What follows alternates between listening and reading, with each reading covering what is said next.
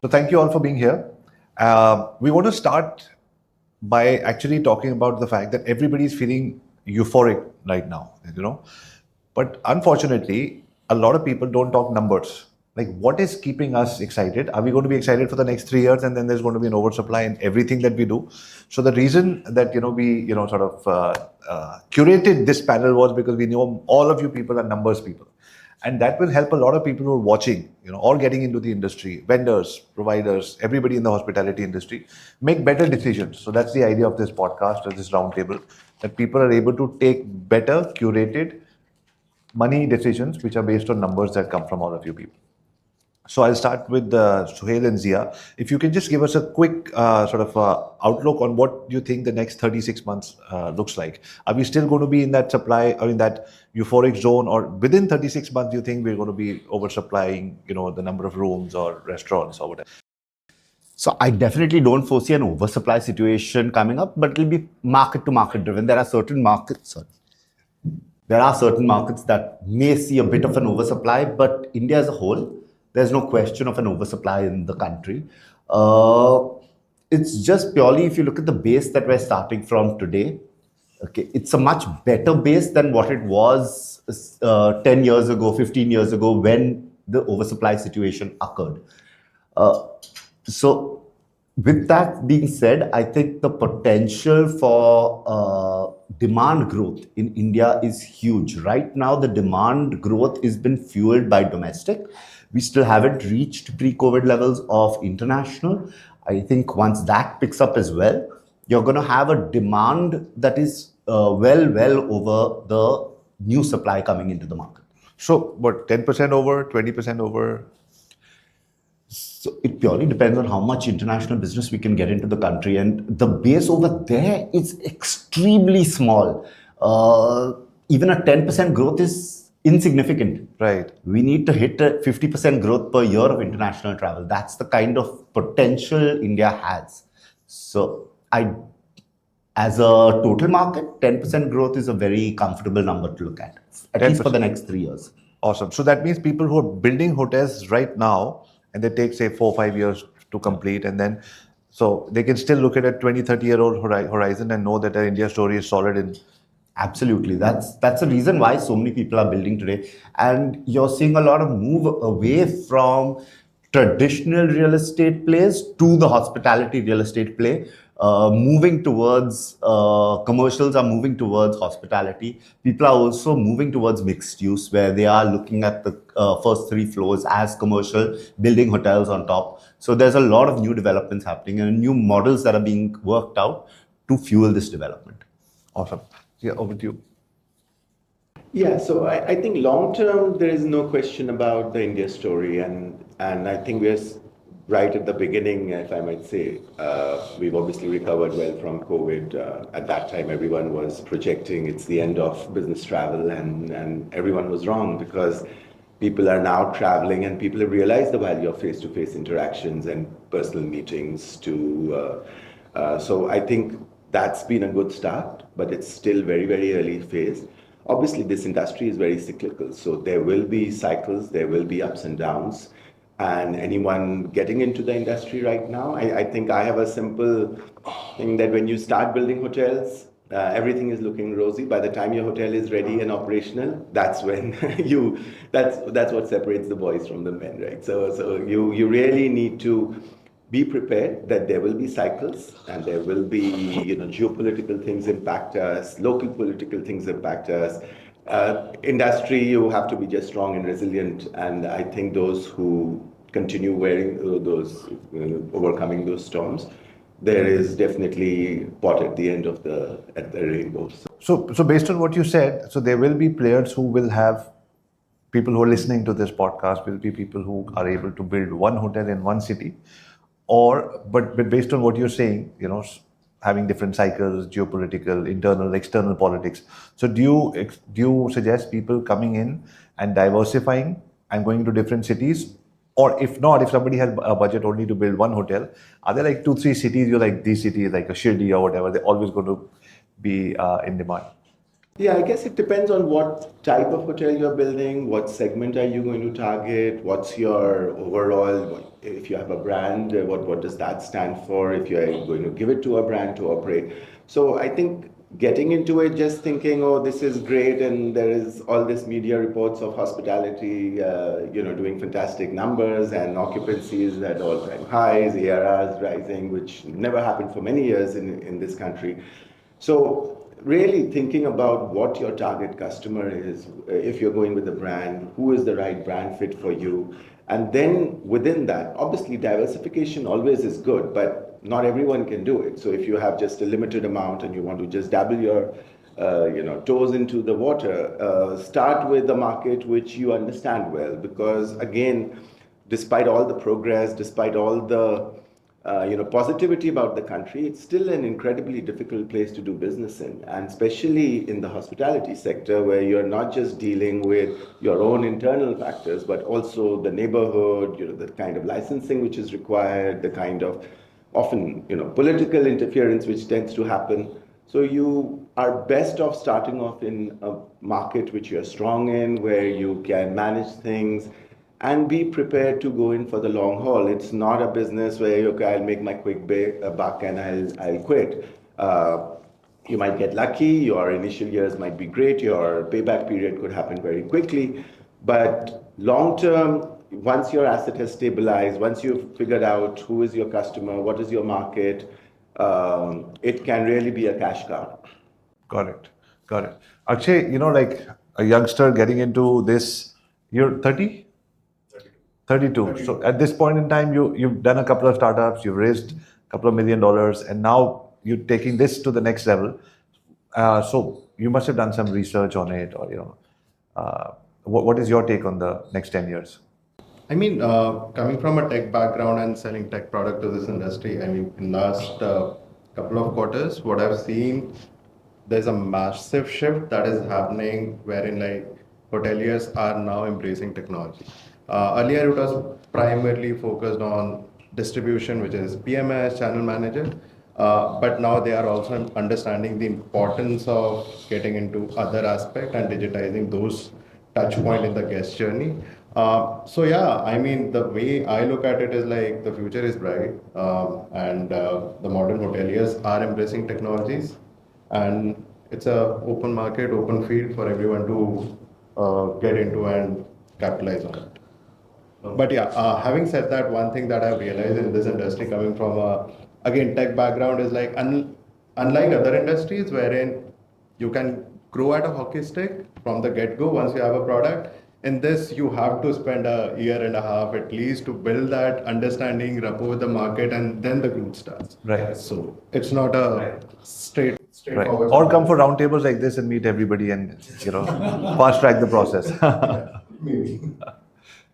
Over to you. So your just this outlook on where do you think the next few years is looking like? See, I think thanks to the Mahakumbh thing. So even that day when I was sitting with Vishal sir, we were just discussing which location we should open a new hotel. So now last year we opened in Ayodhya, and thanks to most of this Mahakumbh thing, the occupancy was good. Now coming year, most of the hotels which we are trying to open, we are going to try in areas where you have a lot of worshippers coming, where you have a lot of traveling happening. So that is what our aim is for the next 4 to 5 years. Got it. Over to you. Again, the next 36 months and what? So, as I'm listening to all the people with all great experiences, now next 10 years, if you say, crucial are next 2-3 years. There are a lot of supply coming up in the market. There are a lot of concepts. People are started getting into villas, which is a new concept. Airbnb has come up. OYO is there. So a lot of concepts are there. People can stay in the hotel. Earlier, people never used to stay in the hotel. So now there are budgets assigned to each and everybody. People have chances to stay in the hotel. Now the thing is that season everybody does well. The inbound movement should start in off season also, because that is where we are lacking. So what India should do to bring those inbound guests? We have sectors like Jaipur where is a heat going on. In those seasons, how can we develop business for Jaipur city? Or probably Maharashtra, which is a lot of tourism is there.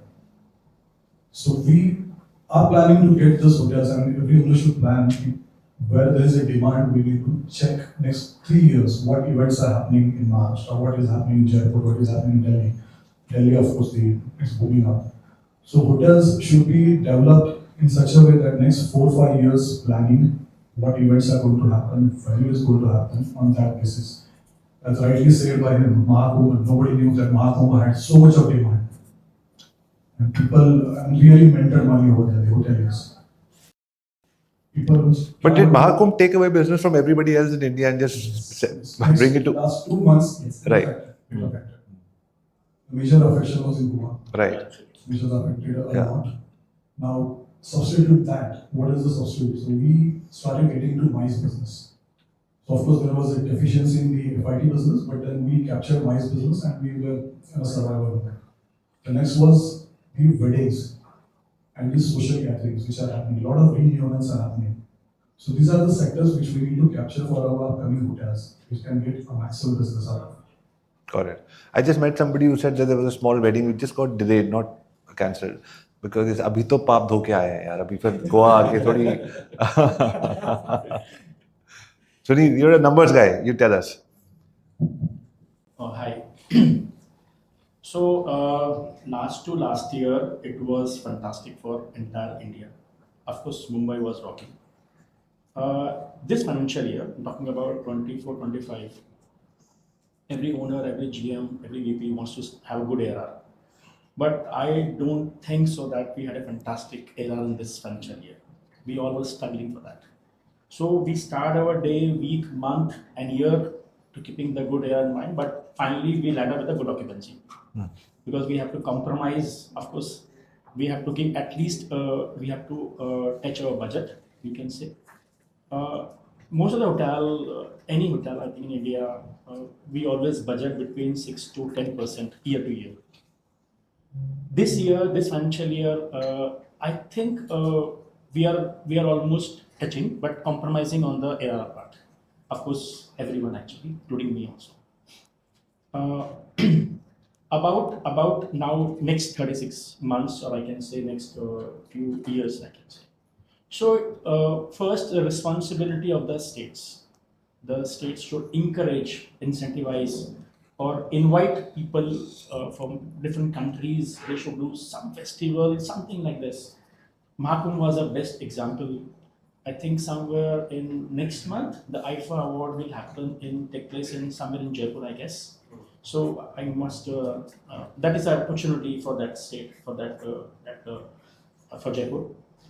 Every state should do something for their business owners. So number one, the country, of course, the central government also should do or encourage the foreign people. Like people should come from different countries, so they should incentivize like a free visa. Recently, I heard that Russia is giving free visa, something like this. So we should take care of that. Regarding the inventory, it is building up like anything. I work in the Ranta and I can see the Fairmount and multi hotels coming around the Ranta hotel, and that is of course a worry. We will compromise on ARR in next few months, years. But one thing is there: if your concept is strong, you are unbeatable. As Mr. Zia Sheikh said that he is into the personalized, so the concept works very well actually, and that is a monopoly. We should all accept it. Got it. So this is what my input Awesome. in this. Thank you. So Sohail, taking cue from that, yeah, please repeat it. Like running such a big portfolio, and I've known you personally for over 15, 20 years. A, you look the same. Secondly, He looks younger now. I know both of you, by the way, both of you. Like you put on maybe 0 kilos in the last so many years. Anyway, that's a different conversation. But tell me that then obviously you have to stay ahead of the game on technology, on infrastructure, everything from how a new carpet can help efficiency to lighting and all of that. So, what is your take on prefab? Like a lot of people overseas, I see getting prefab hotels. Like instead of having a 7-year gestation or a 3-year and licenses and all of that, they're getting prefabs done in farm villas and all of that, and they have makeshift hotels. I think the licensing arrangement is also different. So, what would be your take? Would that fuel the next level of inventory in India? So in terms of a prefab is a very good route for saving time, right? And I'm all for saving time. So if you can do something faster, provided it's similar quality, it's a no-brainer. But the question is, do we build to last or do we build for short term? So prefab, if it is built for short term, it's not really something that is going to sustain for long. I mean, yes, the consumer mentality has come in where every 2 years you look at replacing something, Right. or every 3 years you look at replacing something.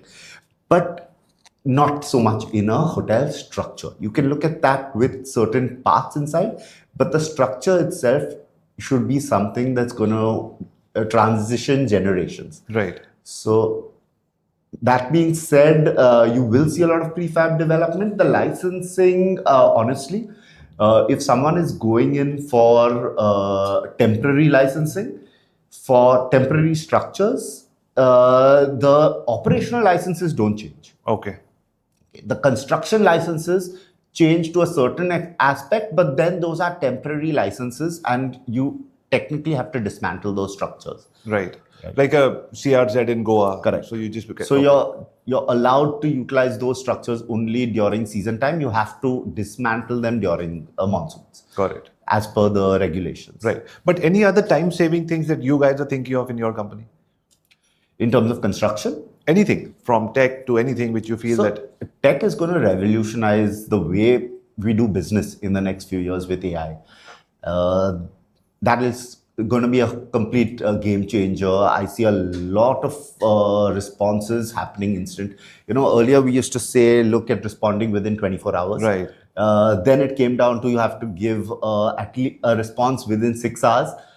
Today you have to give an instant response. Right. And the only way to do that instant response is tech. Right. Make it as conversational as possible. It has to be automated tech conversations, probably even AI conversations. So we are moving in that direction as well, where conversations are taken over by AI.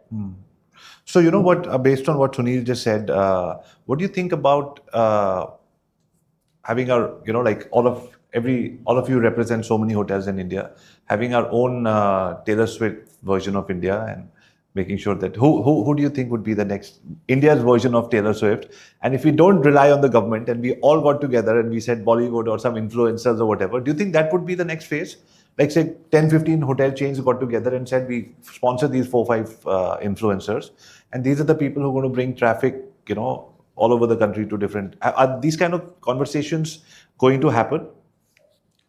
So I had actually written to the Ministry of Tourism some time ago when they are proposing a new tourism policy, because the last tourism policy of the government of India was in 2002. Okay. After 2002, so that's now 23 years. Right. We've not had a new tourism policy. So in the new tourism policy, I had proposed for them to look at how we can structure influencers. But these influencers can't be local, because you need influencers who have a global demand. The Right. objective is to attract global tourism Right. into India. So you've got to look at an influencer structure that combines both domestic as well as international. If we have that structure in place with support of the government, I think that's one of the ways to move forward and look at revolutionizing foreign tourism in India. Right. So instead of trying to create our own Taylor Swift, we just get Taylor Swift to India.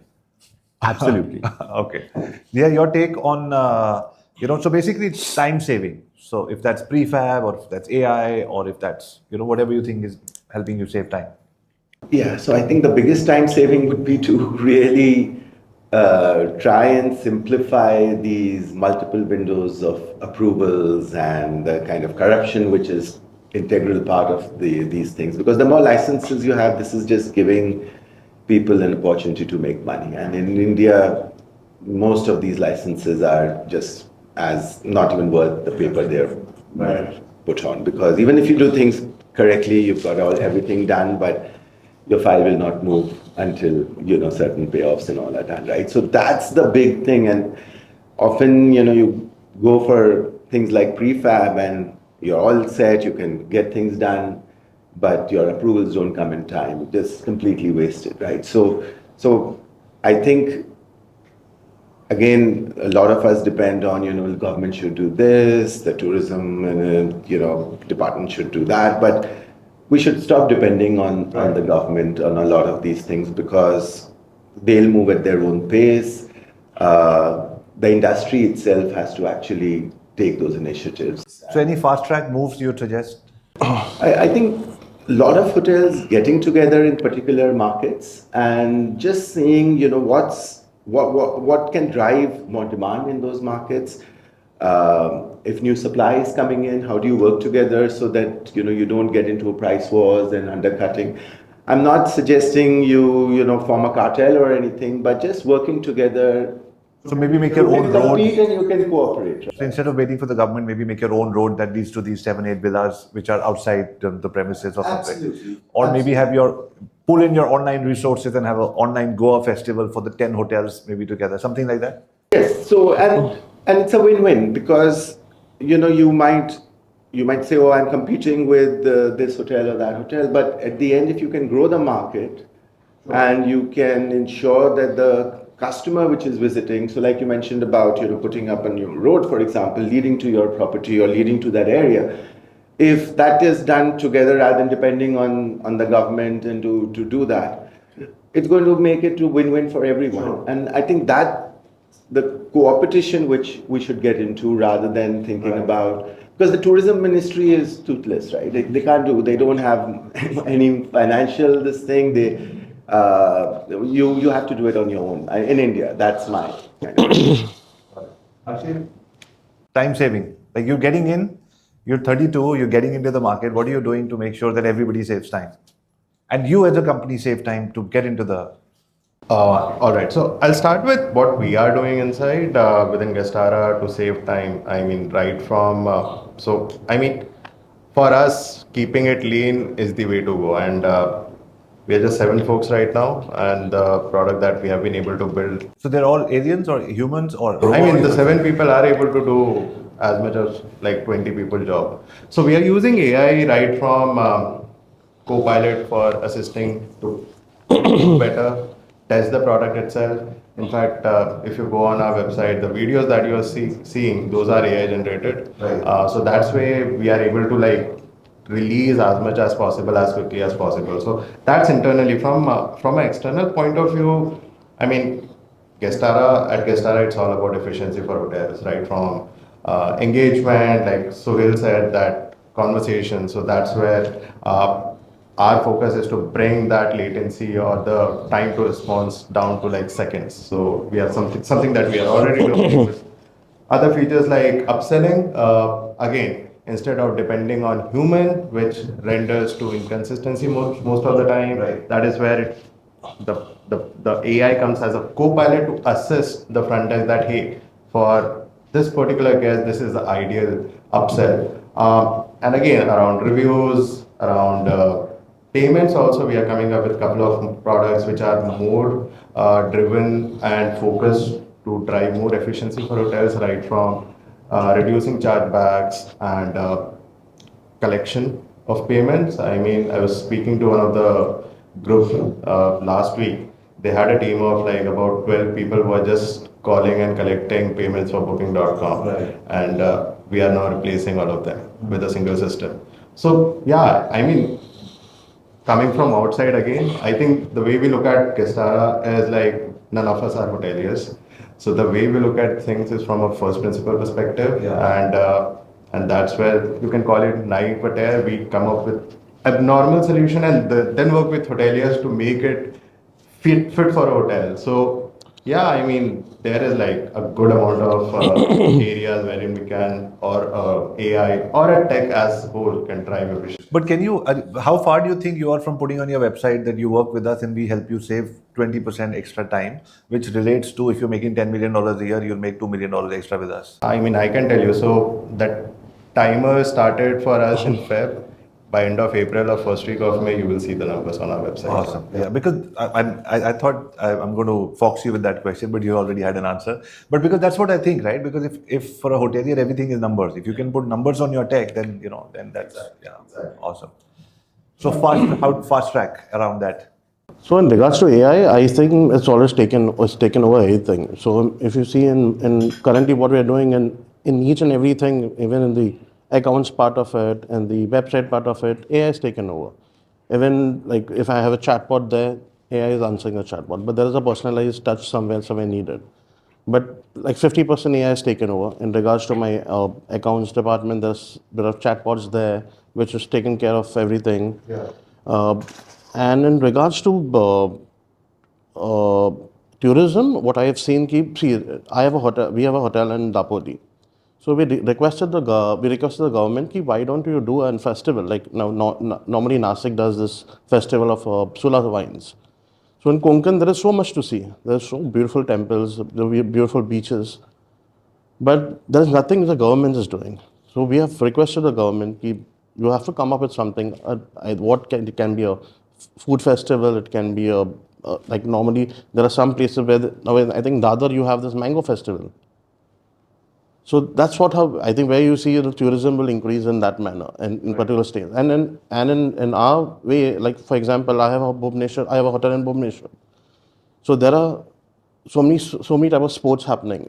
Hockey is happening. Right. So currently, luckily, when the hockey World Cup was there, the team was staying at one of my property there. So that's all.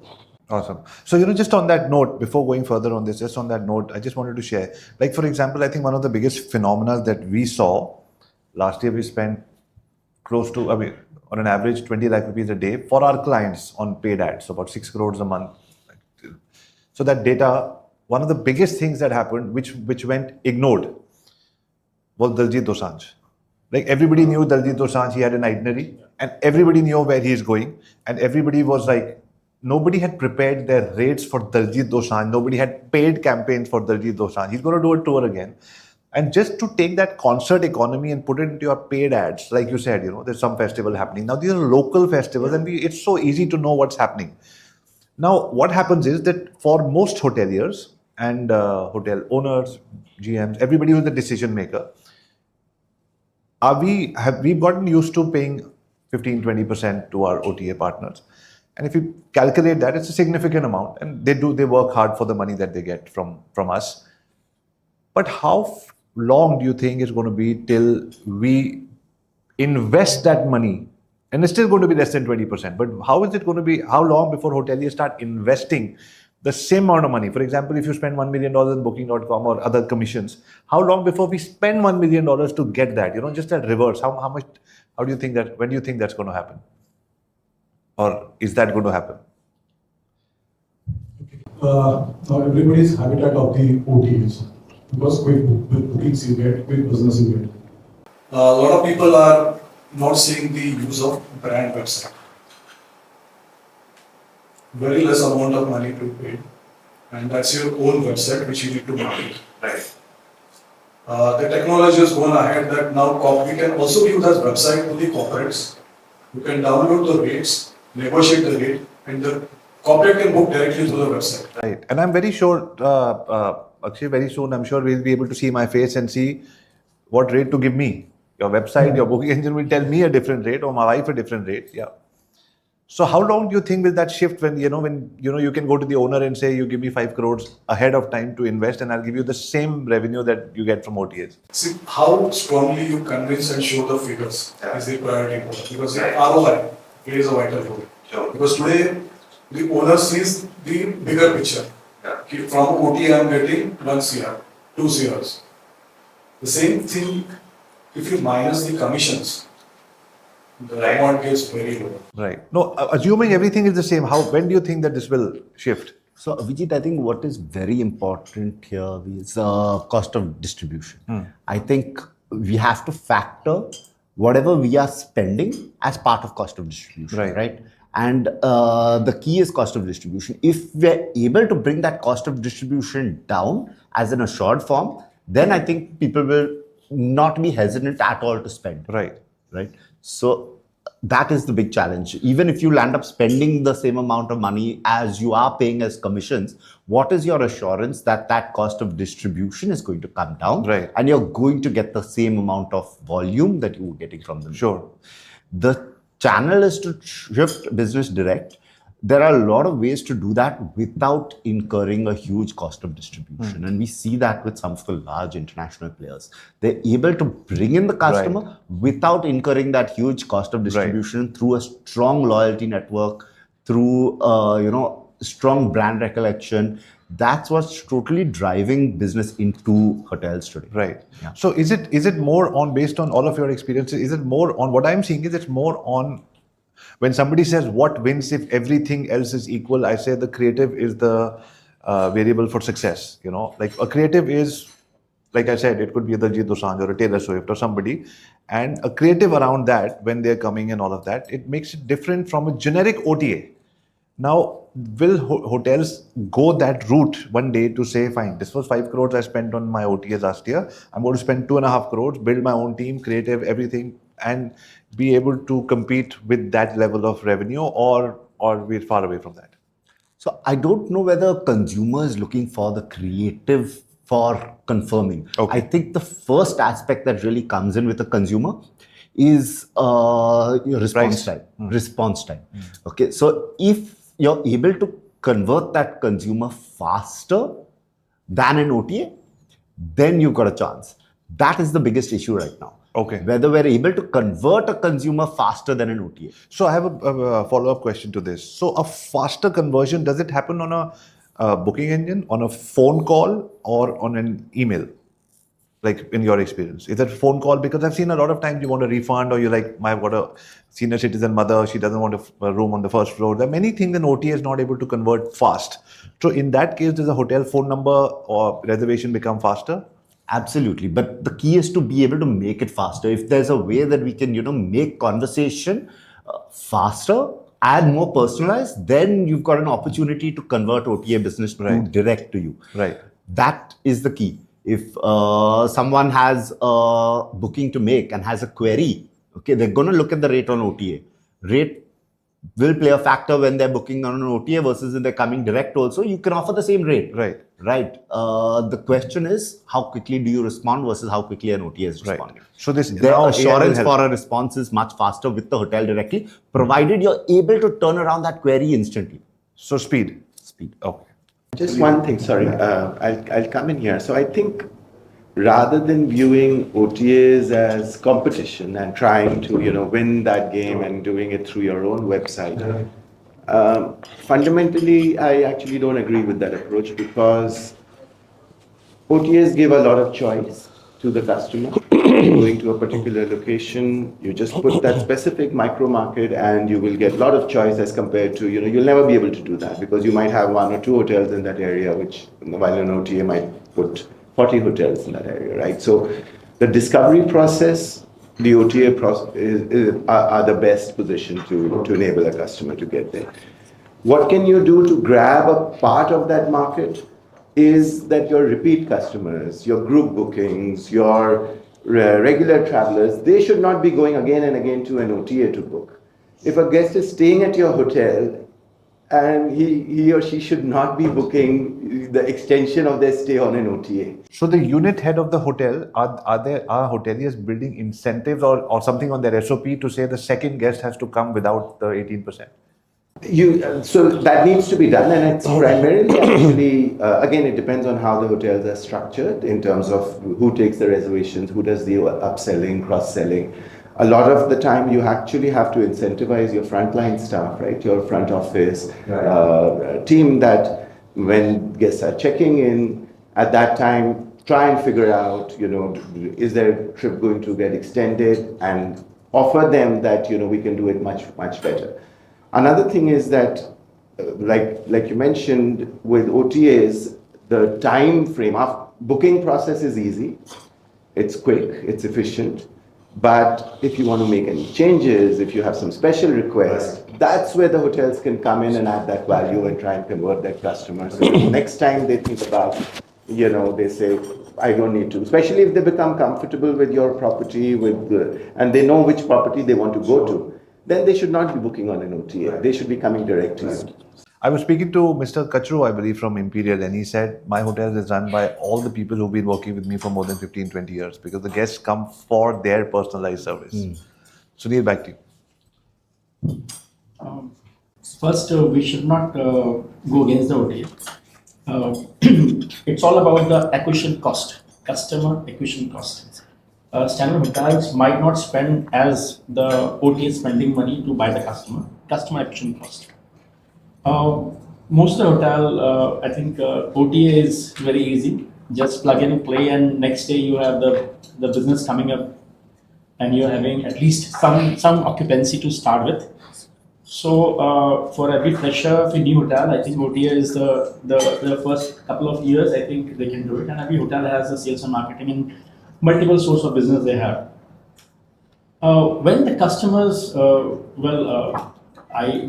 lot of hotels are doing basically, and as you mentioned, it can be in the policy or maybe on incentivize the staff.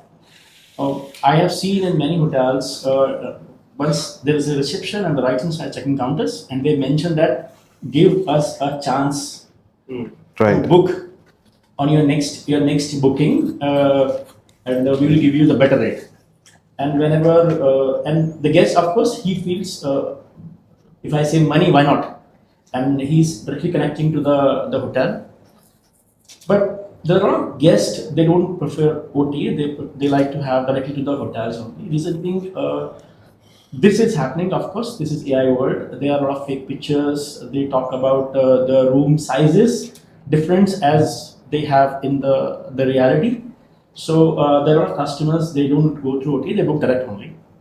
Every hotel, every owner, every GM would like to have a direct booking. If you see, I was traveling to by Vistara a couple of years back, and they have one hashtag book direct. Vistara book direct. So everybody wants to save money. Right. Everybody wants to promote their own website. They want maximum traffic to website, and that's where the social media and SEO works very well. Actually, they of course with the help of SEO and of course Mr. Mughal, we use actually to have maximum to bring maximum customer bring to our website. So we cannot go against OTA. We should have OTA. It is just that how can we increase our direct booking by using the OTA? This is what I can. Got it. So again, we go back to the panel in that order. Sohail, I would just, I wanted to go to Hawaii for 400 years. I happened to go 3 months ago. Just can't get it out of my head. It was beautiful. But obviously being from this trade, you notice what's happening.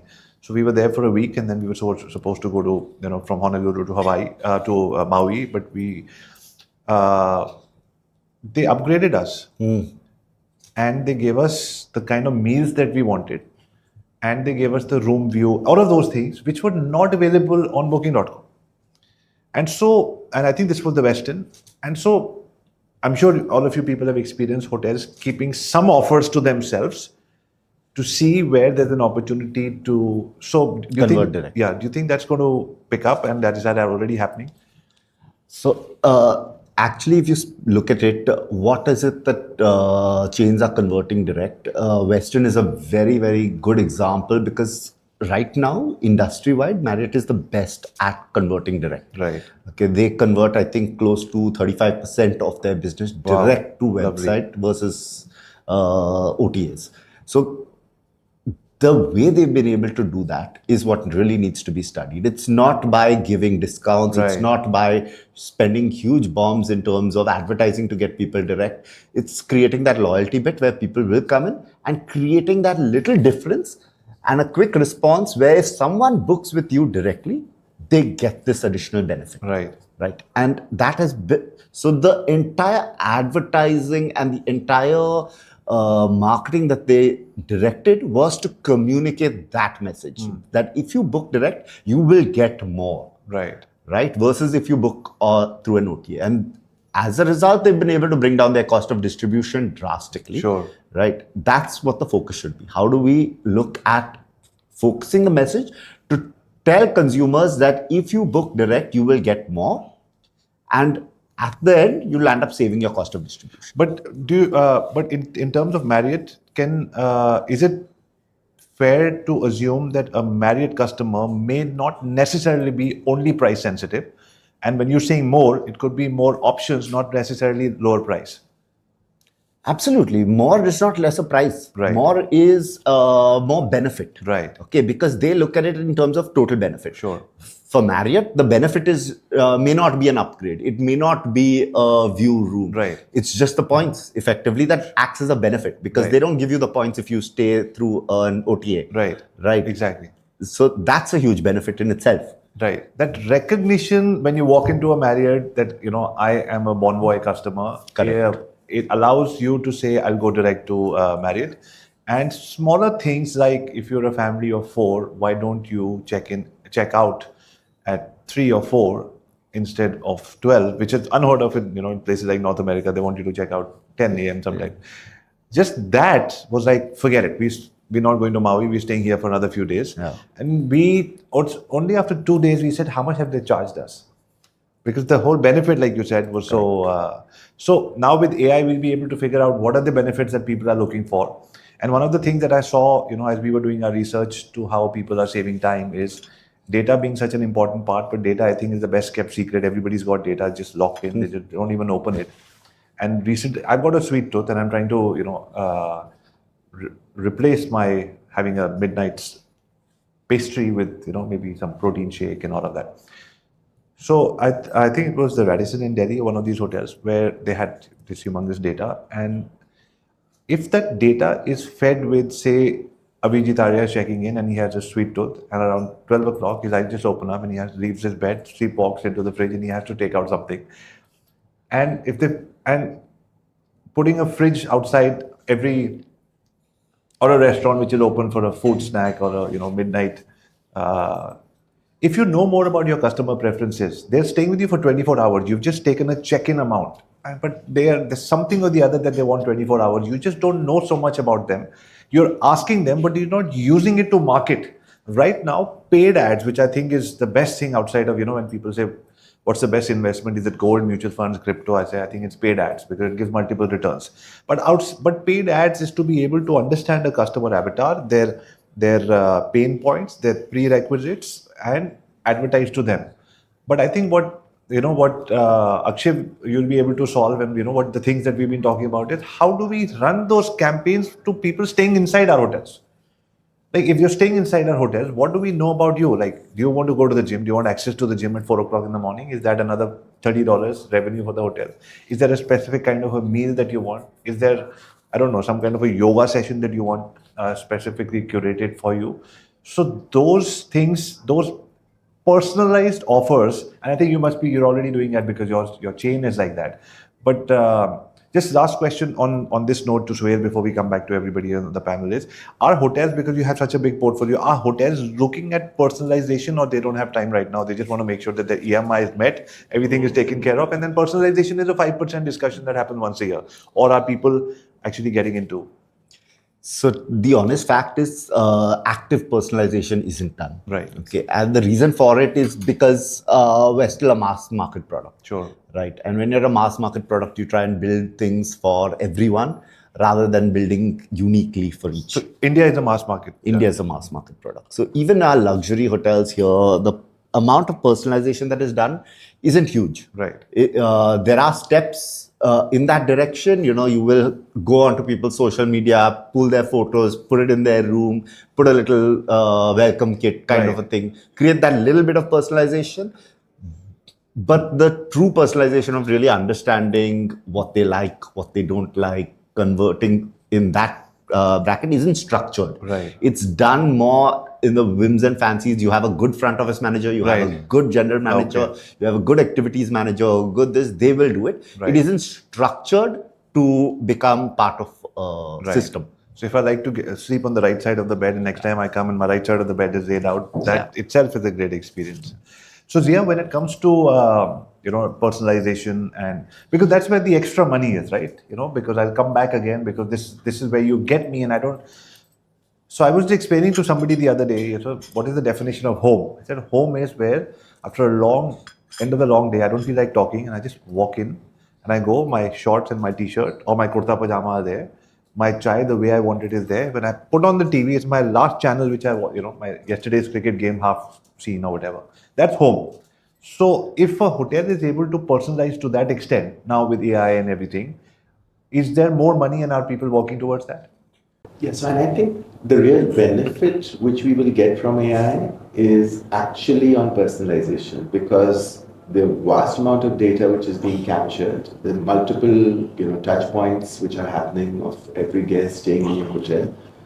And if you're just going to depend on people and your frontline team or your front office manager, they're going to come and leave, and with that the knowledge goes out. Right. If you've done something or you're doing some good practices, those go out of the door, right? So can you convert those things into processes and make it repeatable, make it definable, and using the data which is available with you? And I think if AI is going to add, the biggest value is not just going to be, creating efficiencies for your hotel, saving costs, saving manpower. It's actually being able to create guest delight. It's actually being able to leverage the data to be able to create those special experiences, those moments of truth, which really will stand out. And it's again not about just capturing that additional few dollars or rupees from the guest. It's creating those moments which will make that guest come again and again and again back to your hotel. And that's when you are able to reduce your reliance on OTAs, you're able to reduce your cost of customer acquisition, because repeat customers obviously are, you're not going to spend that much.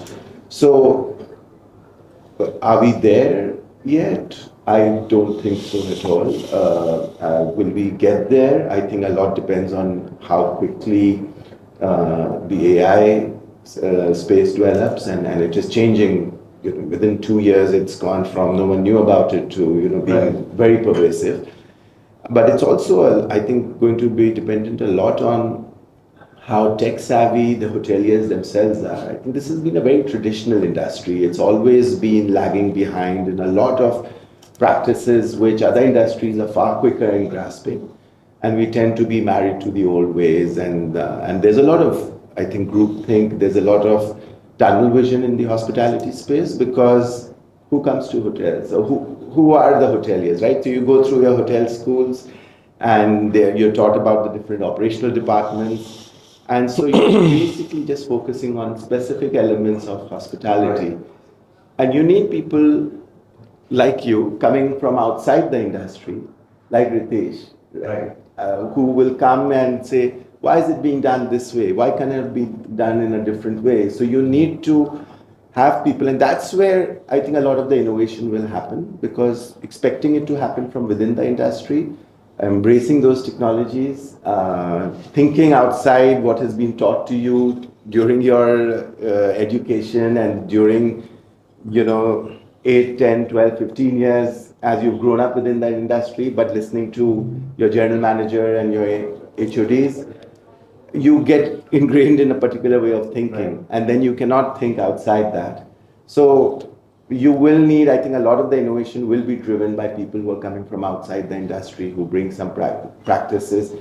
But definitely the go forward for hotels, for enhancing the guest experiences, for cutting down on the cost of customer acquisition is embracing technology, leveraging the data which is available, and then being able to convert those, take those data and in restaurants, for example, right? We all have still very physical registers where you've taken the reservation, but are you adding things to it? What did these guests order when they've previously come? What is their favorite drink? Next time when they come, if someone goes up and just offers that, this is what you had last time, that's a wow moment. And we have that data, but not leveraged, right? So coming to you, sorry, on that. So on the restaurant bit, technology already exists. We've already started implementing it in a couple of restaurants. where everything is completely digitized per person. We will know exactly what the guest has ordered, and advertising to the guest is automated to what he has ordered. So we've already taken that step for a couple of restaurants. The technology exists. It's a very good system. And coming back in terms of what is available today, like if you look at personalization, you still have availability today where when you walk into a hotel, your phone will auto log into the Wi-Fi network of the hotel. That's a big benefit. You know, 100%. someone doesn't have to go subscribe to a Wi-Fi and Yeah, things that's like called that. home, right? Yeah. That's what happens at home. Television, right? You've got a system today that will allow you to auto sign in into a person's OTT channels, right? And that's again a big benefit. The only question is the privacy aspects need to be maintained and the system integrations need to be done. Right. The challenge in that is that we are still on such antiquated hotel management systems, Right. which don't talk quickly to these new systems, which make it difficult for us to implement new systems. Right. Right. So Otherwise, the technology exists today where you walk into a room, all your OTTs are signed in, you walk out of the room, everything goes. So, Sohail, do you think with what you just said and what Zia just said, then one of the new positions that you'll be opening in your hotels is going to be like head of vice president of customer delight? Like, do you think those kind of innovations have to come in? That somebody who only and then an entire department just for that, or is it the owner's job, or who's going to own this piece?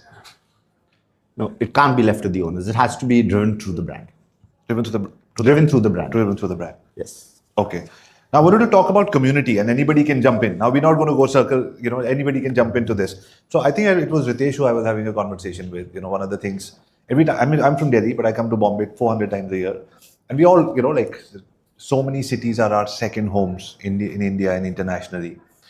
And when I come, for me, for the last 15 years, 95% of my meetings has been around hoteliers. And what I've realized is that I go from one place to the other. I walk up 14 floors to Fern, and I just try to make sure that I get my exercise and steps in and all of that. We go to different hotels and we come back to the hotel we are staying in, and the next morning, so that averages to about 2-3 meetings. Now that everything is community led, 2022-23 belong to the personal brand. A lot of hoteliers, general managers, a lot of people became personal brands and got. Now that we're talking about community, that every hotel has a community that attracts the kind of people that they feel are most.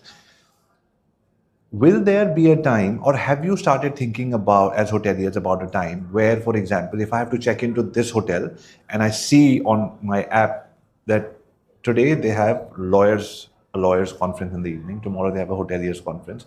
So I log into the day where I can meet all my hoteliers together in one place instead of going to 20 other places. So, or even going one step further, that's the conversation I think I had with one of these gentlemen was, will there be hotels which will say that in this hotel, we've got 10 Fern hotels in Bombay. This is only for lawyers, this is only for doctors, this is for architects. And so when an architect comes in, he meets the CFO of a company to clear his bill. He meets the vice president to pitch to, and other colleagues to be able to network with instead of going all over the city. So do you think there'll be those kind of curated experiences coming anytime soon? Community based? I think we're a bit away from that, yeah.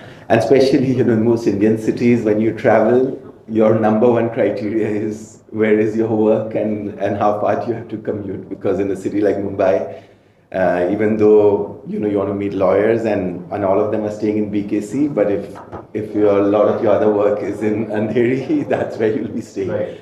So I think we're a bit away from that. But definitely, I think creating those communities and nurturing those communities is important. And again, by the definition of where you are located, right? So for example, my hotel in Kakinada is a big oil and gas hub. So by the nature of the location, you'll get a lot of people and companies which will be oil and gas companies, right? And again, can you do things for them which they have a requirement, right? So a lot of the people who would be visiting that location would be going for the rigs, and they will be visiting Reliance and ONGC, which own these rigs.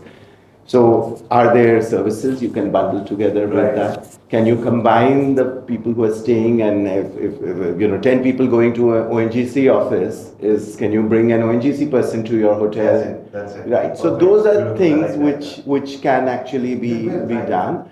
And again, these are all towards creating that delight, creating that special moment for your guests, which will make them, oh, these guys went a little bit outside what they had to do, and it made it, made that difference for me. They have a Disney counter in many hotels abroad. You don't have to go to Disneyland. So I like Yeah, that idea. yeah. As you know, like in the last 1 year, what I was thinking was that what have I done differently? I was just doing an exercise with my coach. And the two things that stood out was that I took the membership of the Soho House and the Quorum Club. So memberships, communities, where do you see, like, are you guys going to be opening your own memberships and communities as well? Because this is another aspect which is opening up. And now I'm staying there. I was staying at the Kohinoor before that for so many years. Now I'm staying at the Soho House. So there is a shift in a customer demand towards meeting like-minded people there. So what do you think about memberships and this kind of community stuff? I mean, there is already a good example parallel to hotels. Look at like backpacker hostels. They created that community, and it is one of the fastest growing market globally now. And India is just starting. So that's one. I'll give you one more example. So there is this hybrid co-living short-term rental brand based out of Gurgaon. So this particular guy, what he did was he started advertising for aviation, right? And over the period of time, within 3 months, he started like getting about 80% of the aviation crowd, which is filling his hotels now. And eventually, he landed a deal directly from Air India. So he created. So it's the end of the day, it's all about like doing that boring thing again and again. And there is a micro market for each niche. And like I said, backpacker hostel is the best example for it. Like wherein getting like-minded people together, creating that aura, creating that environment, and then it becomes a market for you. Right. Anybody can jump into community memberships. So in my case, I think the property in Pune is, I think, we are almost getting most of the doctors group coming there, and both of my property in Pune, because it all depends on your location.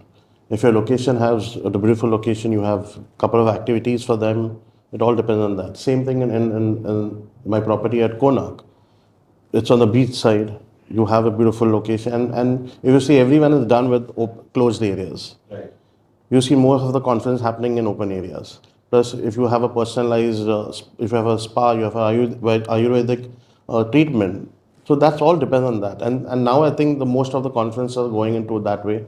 And you have communities. You have a lot of communities now. You have the teachers group. You have the doctors group. There's the golf clubs. You have everything. But what I see is like location is a factor, but it is not a majority of the factor. Like for example, this Gurgaon example that I told you, if you see, I mean the airport is in Delhi, right? But this particular brand is based out of Gurgaon. So it's all about creating that community and that messaging. Right. Then people are ready to move or go that extra mile to have similar or like-minded people to stay with it evening or hang out together. So I mean, what I've seen from the data and practical example, it is a big misconception that, hey, you have to be there, my property has to be there. It's all about messaging and how do you pitch your property to that particular target segment or ICP.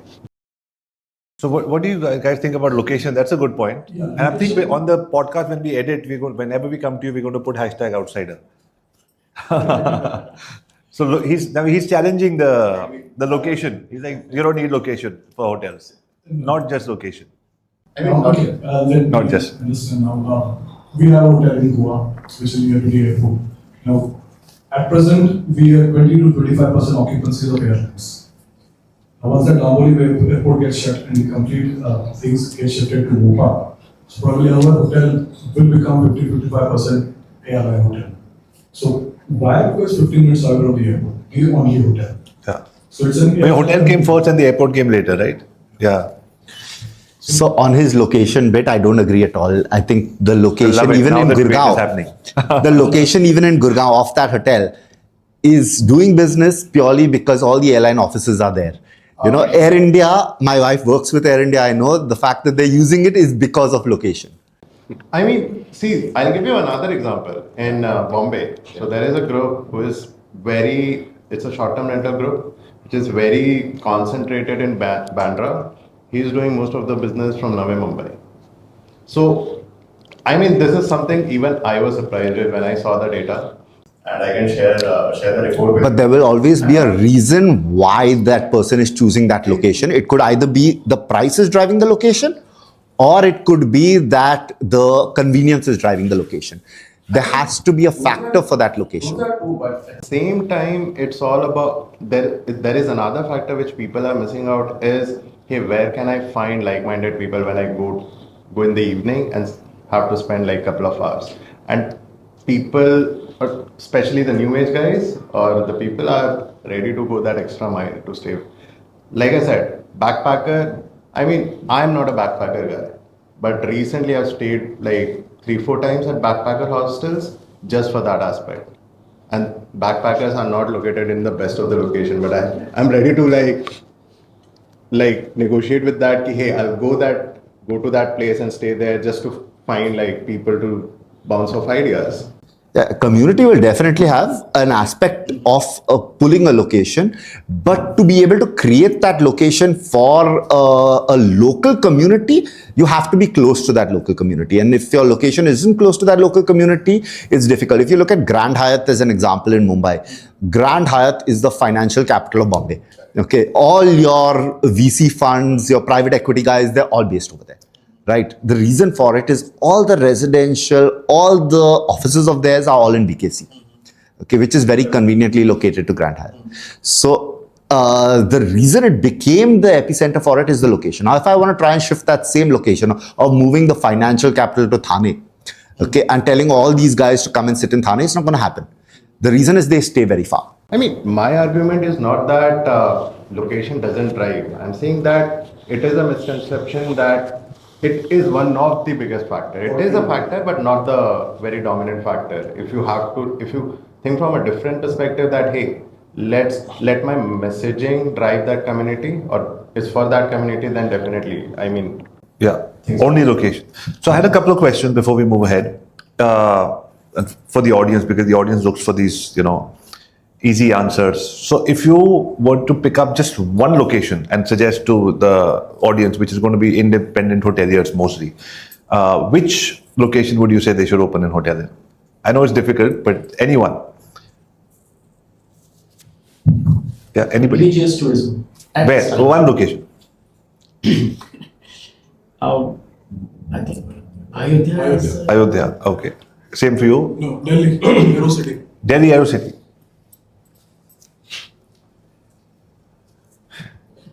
So the thing is that, there are these fads and Ayodhya is really hot right now.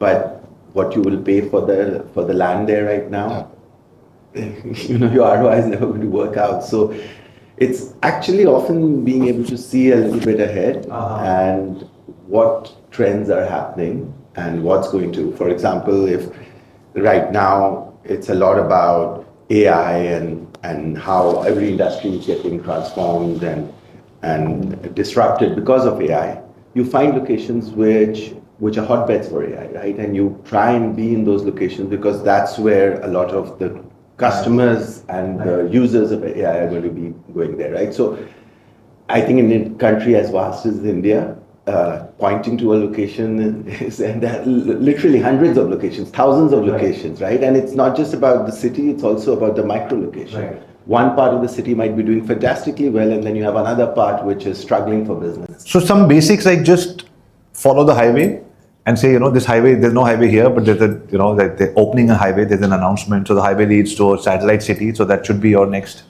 Absolutely. So those are the things in terms of watching the trends, here again, a lot depends on what is the government, which government is in power and which direction are they heading in, right? And how much development will come as a result of that. And I'll give you an example again in Andhra, right? It used to be one of the most business-friendly states, and it went to a position where it became very, very difficult to do business in. Now Chandrababu is there, everyone knows how business-friendly he is. Plus now the added advantage that he's part of the national government as well, he's close to the Prime Minister as well. So that's the state which you should be looking at because he's probably there to stay for the next 5 to 10 years. Yes, absolutely. So those are the things in terms of watching the whole, because there's so many factors playing. And again, one of my other things is you have to be a little bit opportunistic as well, right? So you're getting a good deal in a market which might not be there yet, but is looking at, looking promising. Because you're looking at long term, and if you get something, and in India especially, the land cost of your hotel project is a very substantial part. And if you're going into what is very hot already and everyone's trying for their, you might be too late to the party. It's like the same as the stock markets, right? You enter the retail investors usually enter the market at the time when it's peaking. It's peaking, right? And then they take When over everybody's that. talking about it, it's too late. Yeah, It's too late. Right. So I like what you said. It's the AI, if AI hotbeds or any of those kind of. But if you were to just say one location, just which one would it be? Like Vaishno Devi I or can give one more location. Yeah. So. like 5 years back, everybody said Goa. the coming trend, and let's go back to the basic of Hindustan or maybe India. I think yoga places, yoga culture, yoga hotels doing with yoga, and religious. It's a never dying business in India in coming generation. This is what I can communicate right now. Got it. Maybe if you go to Asagaon or maybe Mandarin, that side, that is a very good place for the yoga hotels. Hotel plus yoga means hotel, you go and stay in the hotel, and yoga is a part of your package. That is, and second is religious. Got it. So from me, I'll look at it as an ROI perspective, as an investor. If someone's coming into the market, wants to invest, it's a question of ROI. And in terms of driving an ROI, your best bet is a 3-hour drive, within a 3-hour drive from Mumbai. If you can get a property as a leisure property within a 3-hour drive from Bombay, that's your best ROI market today. Your Lonavala is the highest ROI driving market in this thing. Your Srinagar, again, is a phenomenal ROI driving market, but your land rates are very high there. Right. Got it. So that stands true for every metro city, 3 hours from every metro city, or just Bombay, you're saying? Bombay, Delhi. Bombay, Delhi. Okay. And what are your thoughts about following? So I was talking to this group owner, and he shared a unique insight that for him, like you touched upon, it's all about long-term thinking or what's the timeline that you're looking at. So this particular owner, he said, right now is focusing on the locations wherein the new generation or the Gen Z are going. Because eventually in next 2 to 3 years, this hypothesis is like they are going to start earning. And if they are up to a location, it's a good opportunity for a longer term wherein the rates and investment required is relatively lesser than so what's your thought on that? So it's a question of ROI. If a market is going to take 3-4 years to mature, you're losing opportunity of your fund for those 3-4 years. The advantage of being in a mature market is that your return is instant, right?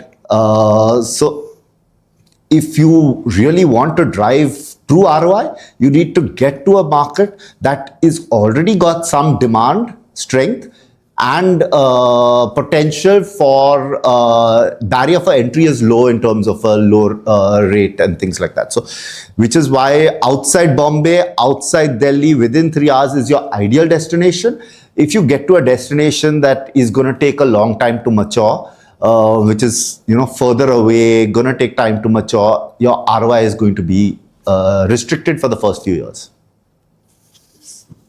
One more thing I think you have to be careful about, going to your point, targeting say the millennials or they're not going to be committed to one place, right? They are very fickle, and today what's hot for them, tomorrow it's going to be very different. As soon as their parents and aunts and aunties are moving there, they're not going to be there, right? So you've seen that with Facebook. With Facebook. You don't want to be Yeah. there where so one very important things, as hoteliers we look at is there should be multiple demand drivers, and it's not just based on, just let's go with this and let's just go with that. It's you should be having multiple things. So one is going up, okay, you have some backups as well. And from that point, I would never put money in religious this thing for that reason. So there's no multiple demand driver. So no Ayodhya, no. Demand driver. Yes. So maybe have a hotel chain called Work From Home and all the Gen Zs go there. Work from there. Okay, so but one quick point on this again. So if you see the W hotel concept, right? Normally their rooms are much smaller than the typical other, and the reason for that is because the whole focus is on the public areas, and they were targeting the specific market where they did not want to be. You would not go to a W hotel to enjoy the room. You would go to a W hotel and stay there because you want to be seen and see others and hang out in the public area. So the public areas are very chic and trendy and happening, and they'll use the public spaces for, shows and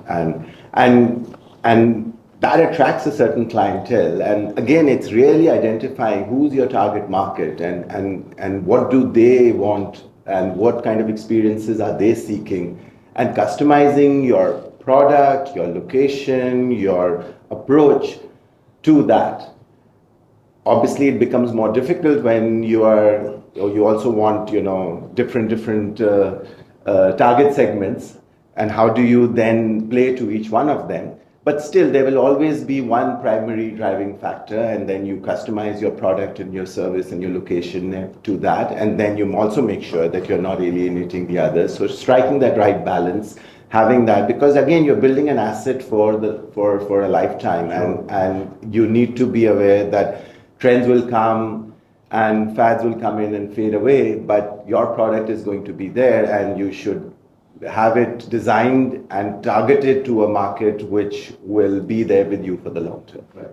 Okay, so I'm going to move on to this next section, which we're going to call vendors for hoteliers, and how, because a lot of vendors have questions from hoteliers, and this will be a good panel. But before that, my last question so far was, people who are getting into this industry, should they look at it as a real estate investment game, that my 100 crore property will become 200 crore, or is it a cash flow game, or how should they look at this? 100% real estate investment. Everybody's on the same page? Yes, because I will make money when the price is increasing. Of course, the real estate, and the cash flow I'll manage. Like, means if I get the break even, no, if I don't money also, but I will make money from my property. Right. Literal. I disagree. Sorry. I disagree. I don't think hotels are the best real estate play. I think you can make, if you have a piece of real estate, you can probably make a lot more money with much less investment into fair. So it's not the best real estate play, but yeah, there are certain locations where the alternatives might not be that great, and that's when, okay, you can look at it as a real estate play. Long term, it's a cash flow business. It's an operating business. It's not about just the real estate. Obviously, that's a substantial part of your investment is locked up in real estate, but it's how good a business you are able to build, and the best hotels will be more valuable when you do a discounted cash flow on their future earnings compared to the real estate. Right. If your real estate is much more expensive than what you're earning from there, then you might as well just sell that asset and monetize on the real estate rather than running a business. It just means that you are not doing a good enough job in creating value and creating an operating business which should be more valuable than the real estate. And these two people coming from these two different mindsets, it does percolate down into the guest experience somewhere as well. That's the operating piece, right? So it's beyond the real estate, beyond the investment. And I'll give you some examples, right? So in a lot of places in India, so in Mumbai, if your hotel is valued higher through a discounted cash flow method than the real estate value, you've done a fantastic job, right? Because the real estate is so expensive here.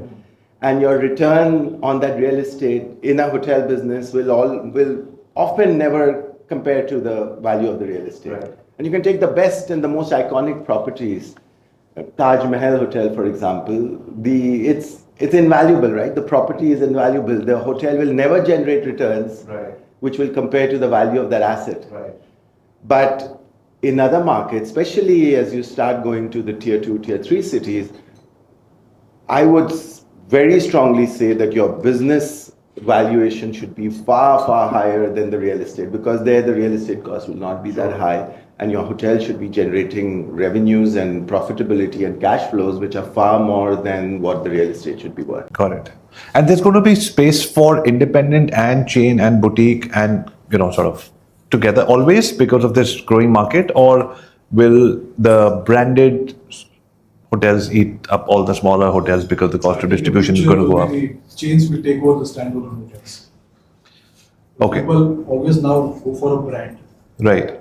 Standalone hotel will get the share, but in the long term, probably the chains will take over the standalone.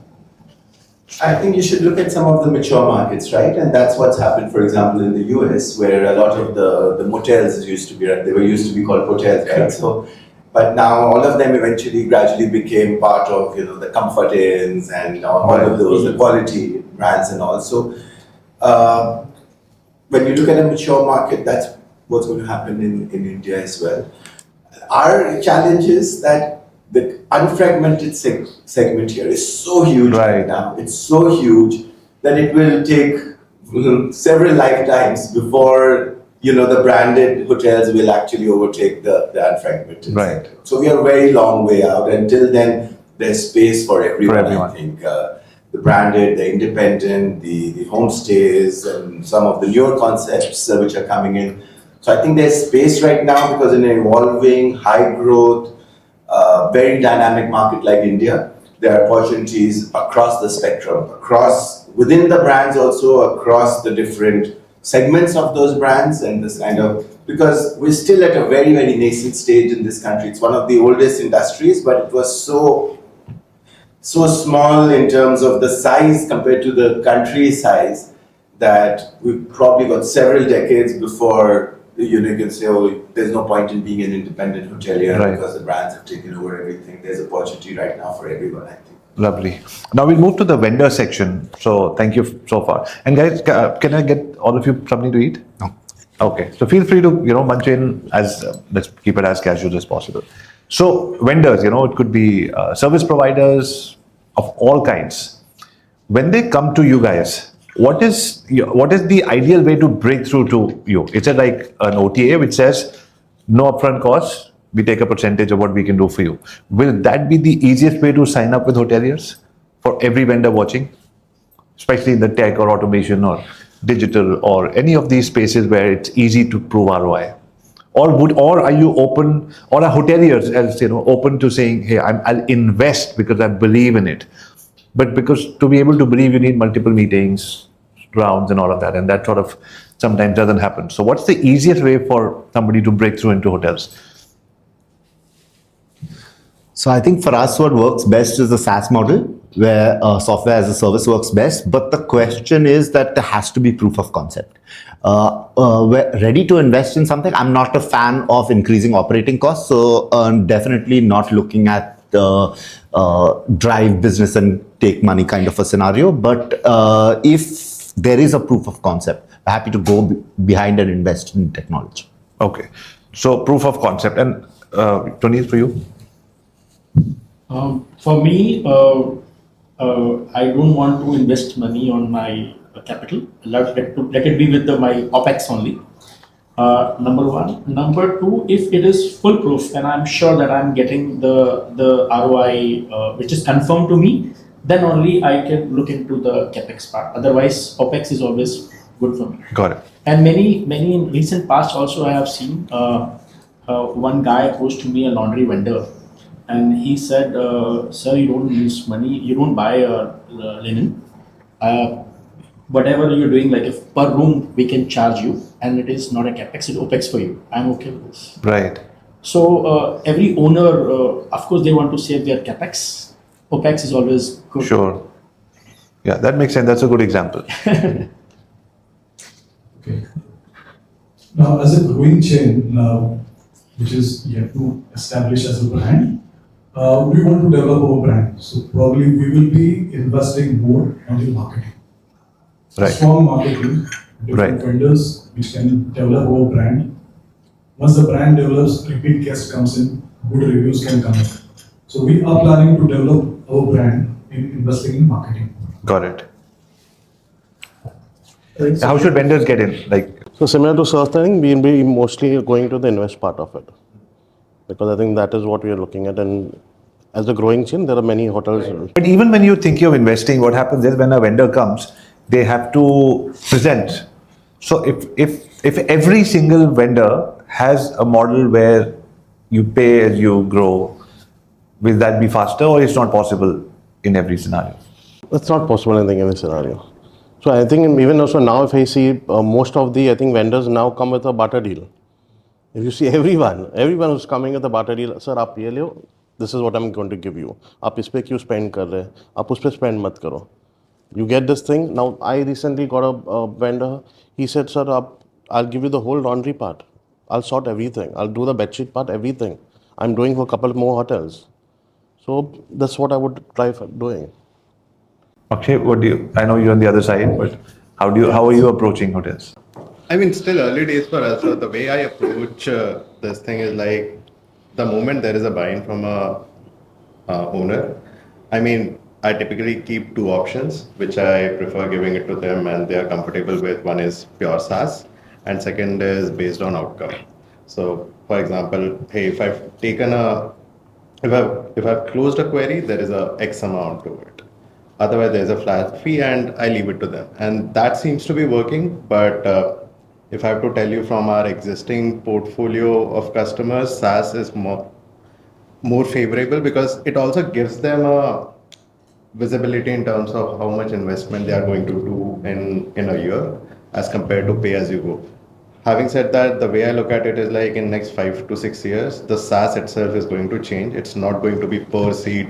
In our case, it's per room. It's basically based on, hey, outcome. If you do X workflow, if you complete X workflow from me, I'll give you this amount of money. And I think that incentivizes both the party to do better. And but yeah, today it's flat pricing is something that. Right. And then at the back end, we work on optimizing our own operation and try to like figure out where all we can plug in and to generate more money. So that's something. Yeah, I agree. Actually, outcome-based is the best way to approach a hotel because, and that's why the OTA model works so well, right? Sure. I don't mind paying you 15% because I'm going to capture the 85% of the revenues which you're going to bring in for me. And if the vendors can do it similarly, where I come in and I can say, I'm going to change your guest experience scores, or I'm going to be able to increase your revenues, then just show it to me, and I'm happy to share a piece of that pie, of that upside. That's the best way, especially for a new unproven vendor, right? So the ones who are well established, and in our industry, a lot of people have, you see channel managers or PMS systems. You don't want to take a chance there, right? That's really your core, your heart of your business. And that's where you just stick to your well-proven, robust systems which have worked, and then you look at what's their track record, how many clients do they have, what do the clients say about them, so the reference, all those become very important. But yes, if you've got a new product and you want to establish yourself, you've got to come to the table with, this is the outcome I'll deliver. If you tell me I'm going to price it per room, which you have, I'm not interested. Show me what you can deliver, and then we'll talk. So for the vendors, which is such a big part of how this industry works, right? What would be some numbers that they can sort of work backwards and come and present?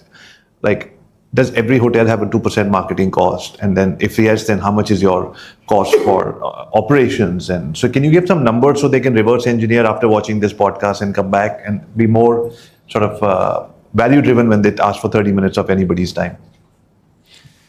So I think every hotel does align around a 2% marketing cost for this thing, but a lot of it is already taken up. Okay. So there are certain channels that will take up. So easily 1.5% of that 2% is already plugged in. Got it. Yeah. So that leaves just a small 0.5%. What is available is also, so brands do a lot with regards to marketing. There our cost goes to almost 4-5% of the hotel revenues.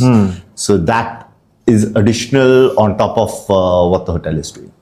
So that means if we say the hotel is doing say 80% occupancy, I reverse engineer and I see fine this 1 crore a month. So 2 lakhs is there for marketing, 1.5 lakhs has already been spent. Yeah. Now there's 50,000 I have to say, and that's also 10 different vendors. Correct. So if I can do something within 10,000, I come and say.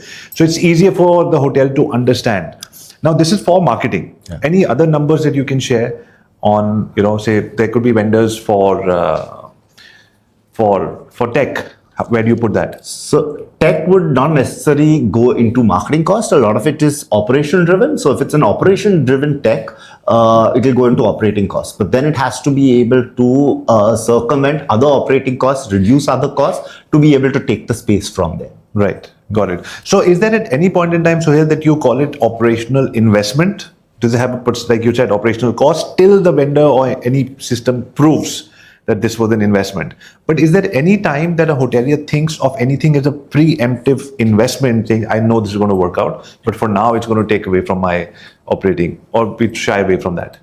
No, as I said, the way we look at tech is give me proof of concept. I'm happy to invest in it and take it behind. Right. Yeah, and really go out and do it from a corporate level where we've not even put costs onto the hotel level for a lot of new tech that has been developed. Got it. Percentages, just making sure that people who come in, they're able to pitch in a more formatted fashion to the industry. Well, it is difficult to, every hotel has a different Right. running concept.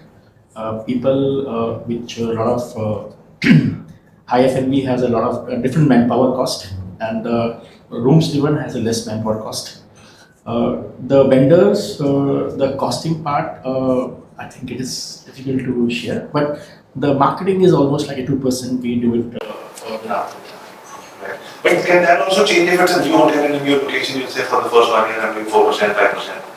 That can also happen, and so maybe vendors should go for those hotels which are going to spend more money because it's a new location. To bring the customer, to bring for a new hotel, to have, of course, the customer acquisition cost is high. We have to spend a lot of money on social media and SEO, and it will be higher as more than 2%. For new location to be high. Right. So I'm just trying to figure out where the marketing costs should go, who should pitch where.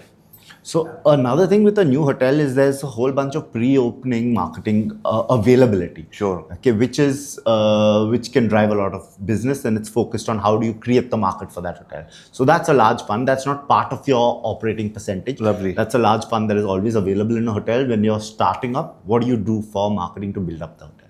Got it. I think one quick point.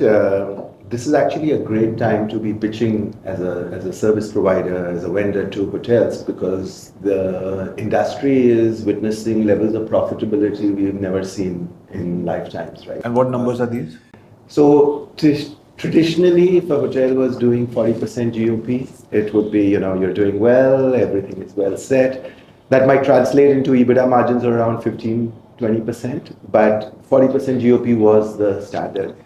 That bar has been raised to 50. There are great properties doing 60% GOP as well right now, right? So there is a lot of money now in the system which was not there earlier. So if you're spending 2% in marketing, there is an opportunity to be able to. A lot of times people might say, I'm already getting the business. Why do I invest more into that? But maybe you could raise your ARRs if it helps you do that. Maybe you could increase your occupancies even further. But there's a lot more money at play in the sector right now. How long the party continues, we don't know. But at this point of time, I think hotels are doing levels of profitability. How long do you think the party is going to continue? In my view, at least the next 2 to 3 years. So you started with this, 3-year horizon. I think because COVID changed so many things, right? And demand obviously was suppressed during that period, but then there was this pent-up demand which came up. A lot of the supply shrunk because a lot of people who were planning to do hotels over early stages abandoned those projects, converted to something else. A lot of properties, we have the example of the Hyatt Regency in Mumbai, for example, right? So there's shrinkage in supply. So post-COVID, with this whole YOLO and I want to experience, and there's this big jump in demand. Supply will take time to catch up in India. It's already been almost 3 years now post, the recovery period. I think another 2 to 3 years for sure, where hotels will continue enjoying extraordinary levels of profitability, and that's the time when you want to target these hotels, because they've got that additional amount which they to play with and to invest in things. Lovely, that's very lovely. Anybody else jump in on this point? So for us, for the 10 hotels which we have present, we have budgeted around 1.5% of the total budget at present. The 2 new hotels which are coming up, yes, the budgets will be higher for those. But then at present, we are budgeting 1.5% for the marketing cost. Got it. So I've come to my second last section here. It's teams. Do you think, maybe for the senior management, or maybe it's already happening, you can enlighten me over there. So a lot of people would want to join your organizations, and also, hospitality, if it's growing so fast and GOP is rising, all of that. So as a senior person coming from within the industry or outside the industry, are hotels offering a base salary plus an upside on that as well? Like what we're doing with tech providers? Is that what's happening? I would love for that to happen. I think, again, we as a brand are very focused on, especially at the leadership level of the units, that you should do well when the unit is doing well. So linking your performance to the unit performance. However, I think there's a lot of resistance from the employees' side, because they do not value. And I guess in India, there's a lack of trust. There's a lack of, people have burned their fingers maybe previously. But very, very lots of, and maybe it's because it's such a traditional old industry, there's a lot of resistance to variable pay. For sales, for general managers, we've gone in and pitched packages where, okay, you're earning X, take X minus 20 as your base, but 2X if you deliver on what we're expecting. Where was I? And you wouldn't believe it. It's no, give me X minus 10 and I might come, but I don't want X minus 20 and 2X. I don't want that 2X. I don't see value in that. Right. It's the same thing, I think, which really happened with maybe in the IT sector with the ESOPs and all. I think, again, a lot of people burn fingers on that, and maybe there's some resistance because of that. But people are not valuing incentives at all linked to performance, and especially in roles like unit leadership, sales, where everything can be actually quantified quite easily. And it's not even linking it to the profitability. It's often just linked to the revenues, because we'll manage the cost side. You make sure that the revenues are coming into the level, but people are not buying that. At least that's been my experience. I don't know if you've tried that, Suhail, but I think what happens in the way our management works and the way we work also is a lot of the times the goalpost moves. Okay. And Every year, or faster than every quarter. Much faster than a year. I mean, if you see that you're reaching a particular thing, you have to shift that goalpost. I mean, that's the way business works. Right. You have to keep moving that goalpost. So if you're going to do an incentive structure, it needs to be well thought out and properly laid out for it to function. But do you think that's going, because a lot of outsiders, I mean, and I say that with respect to people coming into the industry, a lot of outsiders are coming in and saying, you know what, hey, why not? This guy's got 10,000 rooms or 1,000 rooms or 100 rooms, and maybe I see a gap over here. Why don't I get in and become like a partner with, I mean, that kind of thinking a lot of youngsters are coming up with. Do you think that's going to come, or you haven't encountered a situation like that yet? No, I 100% agree with Zia. There is a very heavy resistance towards an incentive structure, and the reason for it is also because they need to be properly well defined, Right. Which makes it difficult to do with moving goalposts. But do you think a new chain may come with everything new happening, out of the box? Do you think this kind of a thing will happen when percentages for the team, percentages for the vendors, and everybody makes money when everybody makes money?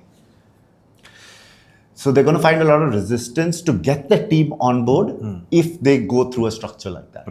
Right? Because people will look for stability in terms of their pay package first. Right. Got it. Vendors may come in. You may be able to get vendors in because they've taken care of their base and then they're looking at the upside. Right. So it'll be easier to get vendors on board. Team members will be a little more challenging. But if, say, 5 people looking here are saying, hey, I can jump onto this, there is an opportunity for them to make how much more money than a salaried employee at the same level? 2-3x. 2-3x. Yeah. Yeah, so for us, it's very standard to offer 2x but I think we use it actually also as a strategy to see how entrepreneurial someone is. Because if they're completely averse to the idea, then they're not meant for us, right? So for us, it's a good way of actually trying to identify people who saying, okay, yeah, I'm ready to come in.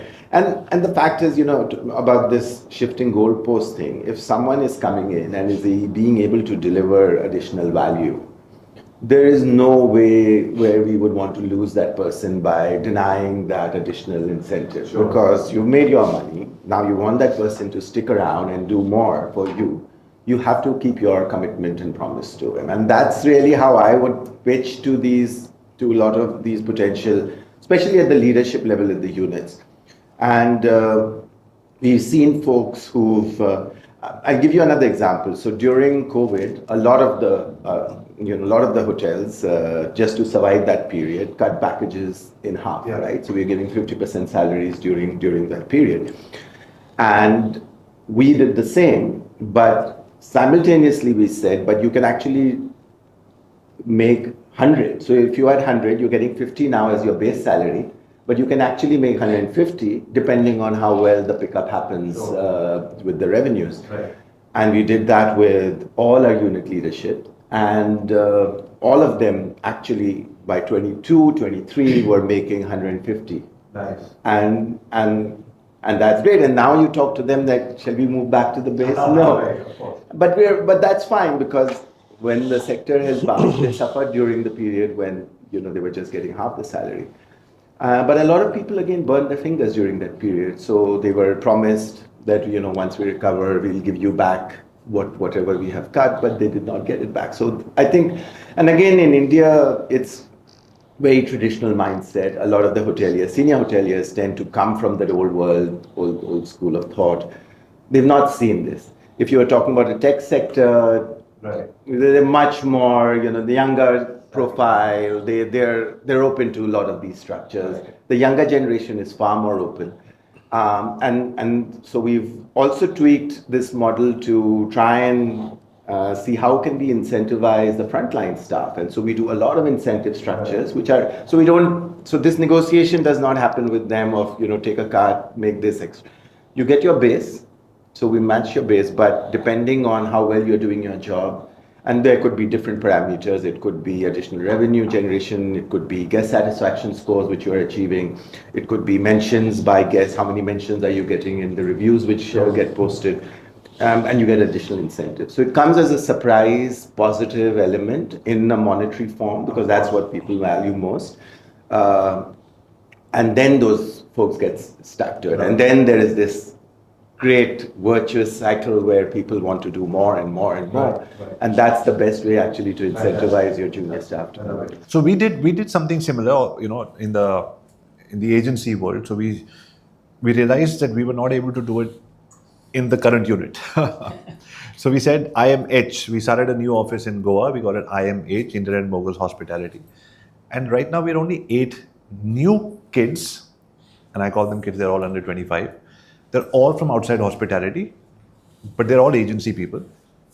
They're on 90% incentives, just about 10% salary. And the clients that they're serving right now is about 2 clients per person. It's just a brand new unit, about 5.5 months old. And the clients are also 100% on incentive, no retainer. So this whole model, it's just about picking up. We're just trying to see how it's working. So far, it's just beautiful, because these people want to make as much from. So then obviously the hotels that we work with are more resort hotels where they have 200-300 rooms. So there's more scope for us to do more money for them, which they cannot make on their own. If it's an 80-room hotel with 80% occupancy, we will not have much more scope. So it's a different kind of a client, but it's a different kind of a mindset of the team as well. So I just feel that, and everybody works for their own money into the company. So then there's no attendance, there's no HR, there's nothing. Yeah, you could work from home, you can party half the time, but as long as you're delivering the numbers, because 90%. So implementing something like that in a hospitality context with the traditional hotel, very difficult, I would say. From my point of view, this can work very well in reservation department, where we can give incentivize on booking concept. I'm not owner, but I can feel like an owner. If I go to my office, work for stay there for almost like 15, 20 days, I will get to know who's working for money, who's working for 9 hours. Right. Then I will choose if you are working for 9 hours culture family. Okay, you take 5% increment every year. Be happy family. And then remaining part, the who works for incentives, I will choose people, and I will give them targets. Right. I will, as you mentioned, minus 20 plus into 20x. I might use that formula. I might use a formula also. That depends the model actually. Incentives, of course, as a general manager, it works. Of course, I also need extra money. I work extra hours, extra money for this. At our level, owner or vice president or general manager, all good things for us, or of course, all bad things for us. Second, in my hotel, the Ranta Hotel, we have a very good incentive in place. Everyone who gets the business, and I have, if you come to Niranta, I'll show you also, I have a team, they all are working like a medium, business development managers. They get, at least my staff, I have LP staff, they get almost like a 50 to 60 booking per year on their call, and they have that numbers also. So in my place, it is working very well. And So that's per person, 50 bookings to the guy who's serving coffee and everybody? yes. Amazing. So incentive is linked to this. Nice. So that makes, as an owner or as a my life also very easy, and it is set. For example, if you say a room around like 10,000 rupees, it is this percentage. If it is 9,000, it is this percentage. If it is 5,000 rupees, zero incentive. So Sure. every year I want more ARR, I want to increase my ARR, I link that only. So for me, I think it is working very well. No, incentives work well. It's just slightly, maybe a little bit off the topic, but because I have an agency and my dad has these two small hotels, so the front office person, many years ago when we started Indian and Moguls, the front office people were incentivized 10,000 rupees if you get somebody who is going to create a website. And we got 3 websites in the first 3 months. So they were just looking at guests who come to Delhi to get a website done, and they recommended it. So a lot of money is there in incentives. And okay, so we've come to the last section. Thank you very much. It's been so much fun.